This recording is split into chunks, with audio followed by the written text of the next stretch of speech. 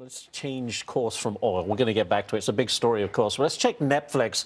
Huge increase in international subscribers. Good news. Are going all over the world. We thought it would be good enough news to push it higher today, but boy, it's tough out there. Let's bring in Eric Schiffer. Eric, what's going on with Netflix? Well, they've had really good sales internationally, but domestically, they really didn't do that well. I think it's interesting, you know, the stock, to me, I think it's way overvalued. I think that in terms of the competition that they could face, the fact that no one says that they suddenly are the experts in content. I mean, who's made them the you know, self-appointed expert? And there, if you try to say that you can figure out Hollywood, there's a graveyard that I can point you to. So I think that there are a lot of challenges. There are a lot of challenges for them to really grow. And but investors are really thinking that they can continue this growth curve. And I'm a bit skeptical, frankly. Are you skeptical, Liz, on Netflix? They're raising their prices. Which is never a good thing for demand, never, right? but Creating new customers. it's a popular service. People say, okay, I'll pay an extra buck. Look, this industry is in total flux, and I think what happens at a moment like this, when there's uncertainty, you have profit in this sector, you kind of think, I don't really understand what their game plan is. You know, it's been unpredictably successful. Many people were short this stock, right, yes. 2 or 3 years ago. So I think that I know people in this industry, and they don't even know exactly what next year is going to look like. So the pieces are moving very quickly. Uncertainty is not a good thing to have right now. All right, we'll take a break with Dow, by the way, at session lows. The Dow off 344 points. We'll take a break. More Varney after this. Let's bring Eric Schiffer back in. Eric, in a market like this, what do you tell your clients? Do you say put everything into cash and hide it under the mattress, or what do you do? Well, I think it really depends on what their goals are. I think long term, the companies that I certainly am supportive of and think highly of will do very well. But right now, there's a big issue. I mean, you have a market that, frankly, is a lot like a zoo that's let the animals out. The Fed was the cage. And right now, the Fed really has no power. It has no bullets. The volatility that they used to be able to control through mechanisms, they can't. They're not going to do it anymore. They're not going to control the volatility. So we're seeing. We're going to continue to see crazy volatility. I think the market has a lot more to drop, largely because of the risks that are inherent. And that's going to really be a big problem for investors. So with that in mind, let's talk about some of the stocks you do like. Let's begin with Amazon. I mean, do you jump in now or do you wait for it to go down further if that's what you think?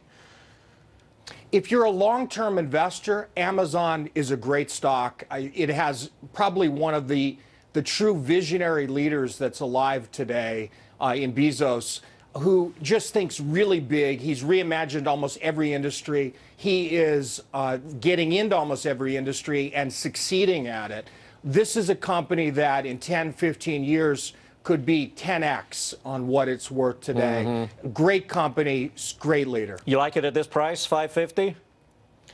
Again, I'm looking long term. I think when you're really investing, this is more of a long term play. It really is. I think if you're risk adverse, I wouldn't touch anything right now because I think there's a lot more to drop. But long term, absolutely. Stuart Varney will love you for this. You like Microsoft?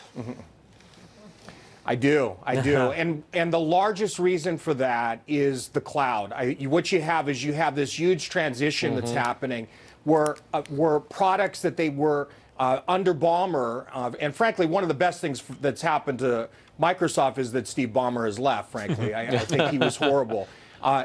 You have now, with this new leader, frankly, someone who really gets the need to transition. They're transitioning well. You've got opportunity galore with Microsoft. I think it has great potential in the future now. All right, 40 seconds left. The last one you picked was Oracle.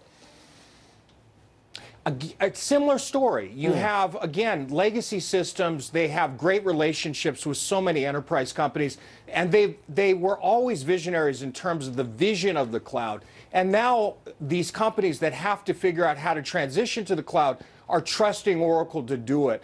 They're growing like crazy. The cloud is going to be their growth story over the next few years. I expect them to do very well from a stock perspective and certainly from a revenue standpoint.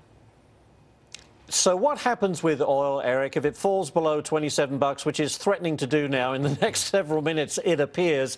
What shadow does that cast over the markets?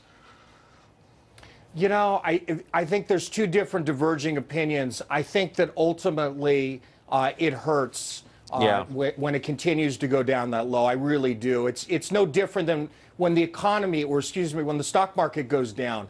As it continues to go down, there's going to be a ripple effect in the economy. I think that if we see the stock market stay at this level or go down further, these growth estimates of 2.5% in the U.S., forget about it. I think you're going to see it get hit. And so there's always these types of implications. And certainly in this case, I think you're going to see that. All right, Eric Schiffer, thanks for joining us on a tough day for the market. Thank the you, Dow Ashley. now, thank you, off right around 400 points now on the Dow. With that said, Dow is down at 422, oil at 26.92. Spring back market watcher Eric Schiffer. Eric, you're following this. Do we accelerate more from here? I know it's very hard to predict the mid-afternoon to closing bell period, but where do we go? Do people get tempted to jump back in at some point? Look, I think there are going to be buying opportunities, but you got to be very careful, Ashley. I mean, for sure. I'm concerned. I think that you're going to see, as I said, what could be another 12% drop overall for the market. And largely because of what I said, the market is like a zoo, and the animals are out. The Fed was the cage. The Fed no longer is the cage. They don't have bullets. They don't have any capability to really slow it down, nor will they. And so volatility is going to run. You're going to see problems, and that could spill over to the economy. That's my concern. I think we have really big problems. Do you think the issues with China are overblown and the market's somewhat looking for an excuse to sell off? Because there have been complaints that this market was perhaps overpriced and we needed a good flush out. Yeah, I don't buy, and with all due respect to the guests, I don't buy the China argument anymore. I think that this is a much bigger argument. Sovereign funds are a piece of it, but it's really about traders who are, and investors who are really risk adverse right now. And they're letting go of positions, and more importantly, they're not getting in where they traditionally would have gotten in. And that creates a whole other cycle. So you get a downward wave. And that's what I think is really happening right now, more so than these arguments about China. I think that's already been priced in.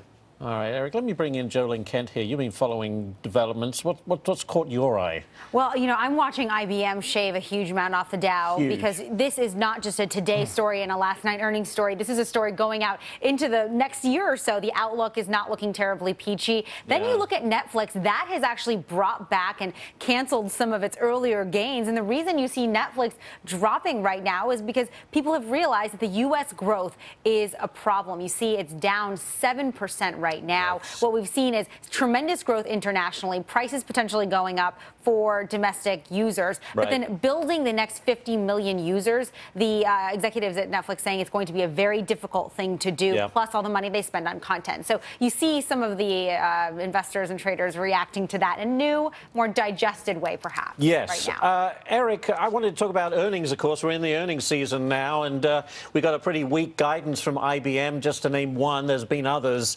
How important is that in this equation as we're seeing the market sell off? Okay, it's easy to beat the estimates these days because you shoot so low, you sandbag the market, but the guidance, which is critical, is not that great.